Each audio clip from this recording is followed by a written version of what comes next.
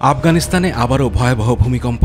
শক্তিশালী এই কম্পনে ধসে পড়েছে শতাধিক ঘরবাড়ি, নিহত ও আহত হয়েছেন বহু মানুষ। প্রাথমিক তথ্যে জানা গেছে ভূমিকম্পটির উৎপত্তি স্থল ছিল দেশের পশ্চিমাঞ্চলের হেরাত প্রদেশে। কিন্তু এই ব্যাপক ধ্বংসের কারণ কি? মূলত দেশটির ভূগঠনিক অবস্থানকেই এর বড় কারণ হিসেবে দায়ী করা হচ্ছে। ভারতীয় ও ইউরেশীয় টেকটনিক প্লেটের সংযোগস্থলে থাকা দেশটি একাধিক সক্রিয় ফল্ট লাইনের উপর অবস্থান করছে, যা ভূমিকম্পের ঝুঁকি অনেক গুণ বাড়িয়ে দিয়েছে।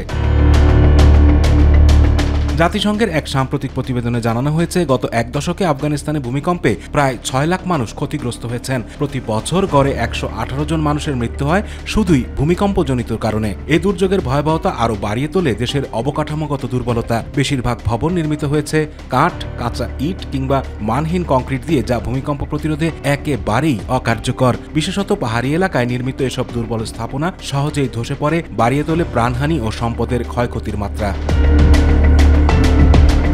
ভূমিকম্পের কেন্দ্রবিন্দু সাধারণত দেশটির পূর্বাঞ্চলে, যেখানে রয়েছে দুর্গম ও পাহাড় ঘেরা এলাকা।